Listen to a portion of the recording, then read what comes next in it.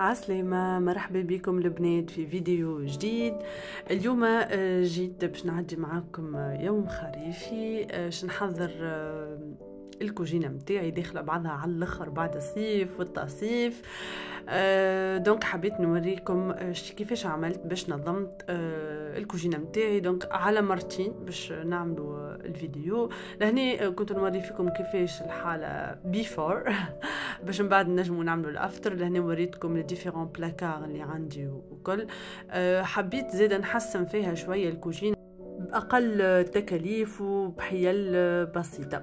به أول حاجة بديت بالخزانة هذه. أنا حاطة فيها برشا حاجات الفوق، حاطة حكوك متاع الحلالم والشوربة وشوربة الشعير وشوربة لسان عصفور، عاملة فيها ديكوراسيون.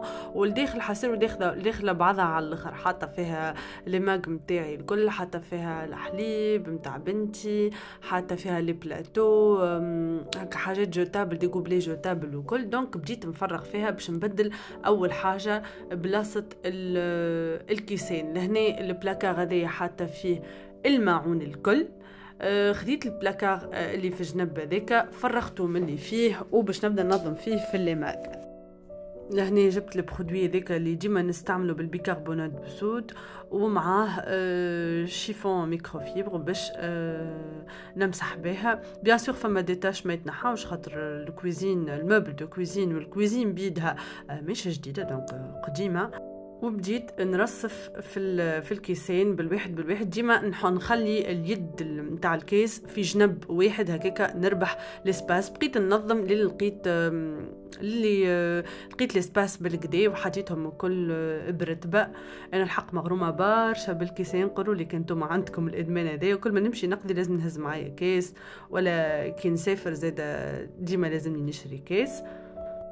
اخر مره مشيت الاكسيون لقاهم جايبين ريفاج محليه، لقيت عندهم الكلوش السوبور دو غاتو افيك كلوش. شوفوا ما شبوا ومحليه ومضخموه.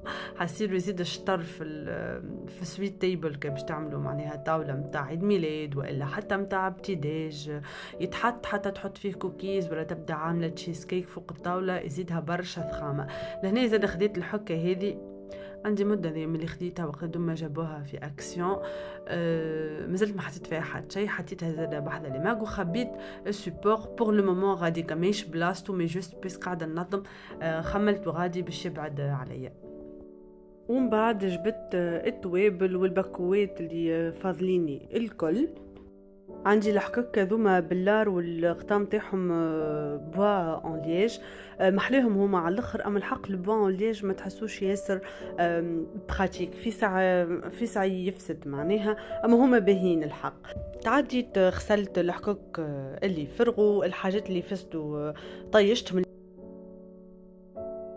الحكاك هذو مازال ننبهكم منهم اللي يبداو حديد في ساعه يصدوا ما همش براتيك حتى طرف. لاني بعد ما عملت تريم تاعي قسمت دونك قعدوا لي الحكاك الفارغين اللي ما عادش حاجتي بهم ونحب نطيشهم خاطر زايدين قاعدين ياكا في البلاكار زايدين. وخليت الحاجات اللي مسكرين كيما الخميره سكر فاني كل شيء معناها حطيته ونظمته في حكه كيكا بواط دورانجمون صغيره هكاكا ما يبداوش مفرتين في البلاكار. ديما الحاجات الصغار. لهنا عندي زاده الملون الغذائي، شوفوا محليهم قداش يبداو مرتبين ومنظمين في بلاصه واحده. هنا زاده حليت بكو فارينه استعملت منه بقالي حطيته في الحكوك هذه. الحكوك ذوما ياسر طياره هكا هاو نمسحهم من برا هكايا من الغبره وكل الو توري جوي. كيف عندي حكه الملح الكبيره هذه الحق ماهيش بخاتيك حتى تعرف ان الملح ديما نحب نعايره بالمغرفه. خديت الحكه هذيك حطيت فيها الملح ومسحتها كالعاده ونظمتها. بالنسبه للمقارن والحاجات اللي استعملتهم وفضلوا منهم هكاكا دونك نسكرهم بشكل متاع صابون. هنا عندي الحكه ذي نحط فيها الرند زاد عبيتها بالرند وخبيتها غاديكا مع الفاح. ولنا جبت حكة أخرى متوسطة حطيت فيهم الكريمة اللي عندي، البكوات متاع السكر فاني ومتاع الخميرة اللي فضلولي مسكرين ما حليتهمش. حكة أخرى حطيت فيها لي فروي سيك اللي عندي باش يبداو منظمين، خاطر ساشيات صغار يبداو مفرتين ما يعطيوش منظر به ويبدا مال اورغانيزي. معناها حطيت من الفوق حبكة السكر، شوفوا افتر هو الافتر، شوفوا كالزين وكالنظام والرتبة والنظافة، كل شيء على عينيا نجبد، ما نتعبش وما نبقاش نفركس على الحاجة وإلا نشري حاجة زايدة وهي ديجا تبدا عندي في البلاكار. فوالا ان شاء الله يكون عجبكم واستفدتوا منه. تو نتعداو للبلاكار الصغير هذايا، خبيت فيه الباكوات متاع الماكله اللي ديجا محلولين، دونك هذوكم يلزمني نستعملهم قبل ما نحل باكو جديد. هذاك علاش حطيتهم غاديك على عينيا اهو، كان نستعملهم في ساعه قبل ما نحل حاجه جديده. ولهنا حطيت زاده الحكوك البلاستيك الكل اللي نستعملهم في تخبيط الماكله. شوفوا كي عملت التري معناها فرزت ونظمت، شوفوا قديش من حكة كانت مخبية ومحطوطة في البلاكار ما عندها حتى فايدة. تعبيت حسيلو الساشي هذوكم باش نهز نطيشهم. لهنا باش نعطيكم زادة استيوس. الحكة هذه الخطام تاعها تكسر لي، حنحط فيها السميد. عطيتكم استيوس نحط فوقها نغطيها بعد ما نعبيها بسميد، نغطيها بابي سيلوفان ونحط فوقها الخطا هكاكا يقعد مستحفظ، تقعد مستحفظت لي على السميد و ما يدخليش الهواء.